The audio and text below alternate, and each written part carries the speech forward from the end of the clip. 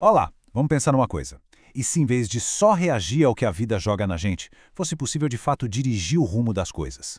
Pois é exatamente esse o papo de hoje. A gente vai mergulhar na etapa final do Transurfing de Vadinzeland. Aquele momento em que se deixa de ser só um passageiro para se tornar o criador, o arquiteto da própria realidade. É um convite para a gente, sabe, questionar tudo sobre como o mundo parece funcionar. E para começar, fica essa pergunta no ar. E se essa ideia de que a vida é uma batalha, uma luta constante, for só uma perspectiva? E se ao invés de lutar, a gente pudesse simplesmente escolher? A proposta do Transurfing nos convida a explorar justamente isso, a possibilidade de que a realidade não seja um campo de batalha, mas sim um grande menu de opções. Bom, para começar a escolher, primeiro a gente precisa entender como a coisa toda funciona, qual é o mecanismo por trás da existência. E a metáfora central do Transurfing é super poderosa e, ao mesmo tempo, simples. O mundo funciona como um espelho. Vamos desvendar o que isso significa na prática. A ideia é a seguinte: existe um espelho dual. De um lado está o que a gente vê no espelho, o mundo físico, as nossas circunstâncias, as pessoas, enfim, o reflexo. Só que do outro lado, na frente do espelho, está a fonte de tudo isso, um campo de informações metafísico, que a gente não vê. Essa é a imagem original. E esse campo de informações tem um nome: espaço de variantes.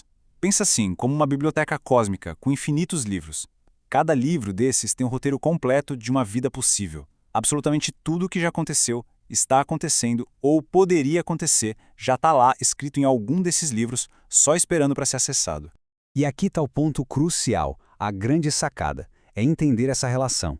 A imagem, que é o nosso estado interno, nossos pensamentos, nossas intenções, ela é a causa. O reflexo, que é a nossa realidade física, o mundo lá fora, ele é o efeito. A maioria de nós passa a vida inteira tentando mudar o reflexo no espelho com as mãos, sabe? Sem perceber que o verdadeiro poder está em mudar o objeto que está em frente ao espelho. E quando essa ficha cai, tudo muda. Se a realidade é só um reflexo, lutar contra ela é a mesma coisa que brigar com a própria imagem no espelho. É completamente inútil. A mudança de verdade vem de ajustar o que está sendo projetado, de se transformar por dentro. Olha, essa citação do Zeland resume tudo perfeitamente. A questão não é forçar a realidade a ser diferente, mas sim sintonizá-la. É como se os nossos pensamentos fossem o sintonizador de um rádio. Quando a gente muda a frequência, a gente capta uma estação diferente, ou seja, uma realidade diferente que já existia lá, no espaço de variantes. O nome técnico para essa mudança de sintonia é transação. Imagina que é como mudar de faixa numa estrada. Você não cria uma estrada nova do nada, você só se move para uma faixa diferente que já estava lá, uma faixa que leva a um destino diferente.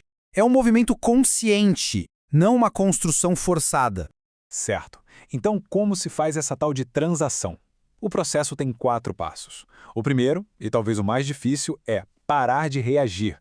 Lutar contra o reflexo só alimenta um ciclo vicioso. Segundo passo, escolher um novo quadro. É decidir qual realidade se quer ver refletida. Terceiro, sintonizar a emissão. Esse ponto é fundamental. Alinhar os pensamentos e principalmente os sentimentos com essa nova realidade.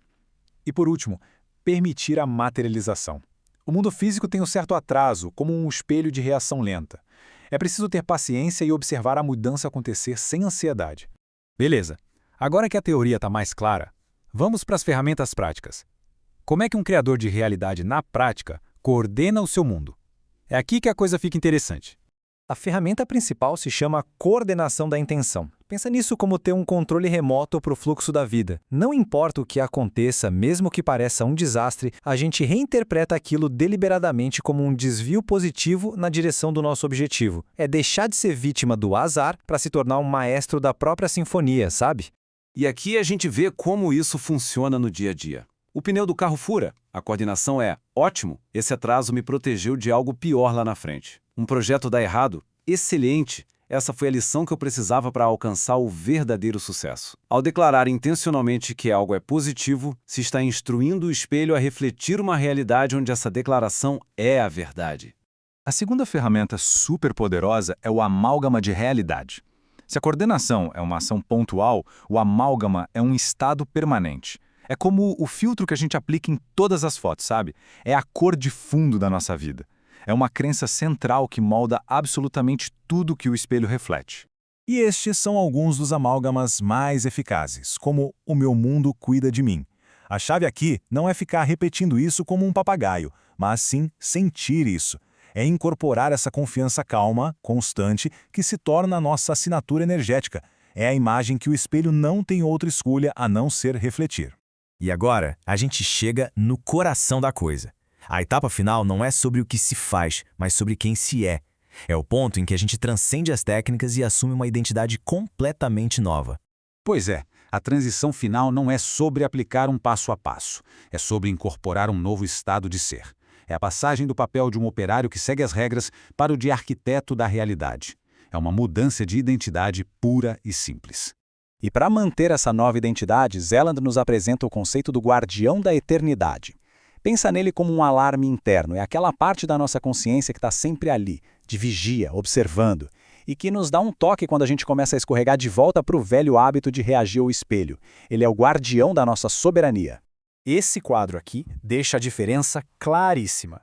De um lado, a mentalidade de escravo, que só reage ao que o espelho mostra. Do outro, a mentalidade de criador, que é soberana, que define ativamente a realidade que deseja ver. Um reage, o outro define. Um pede permissão, o outro emite um veredito.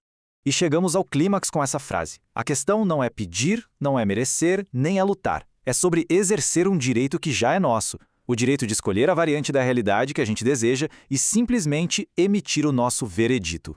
Em resumo, toda a jornada do transurfing leva a essa realização final.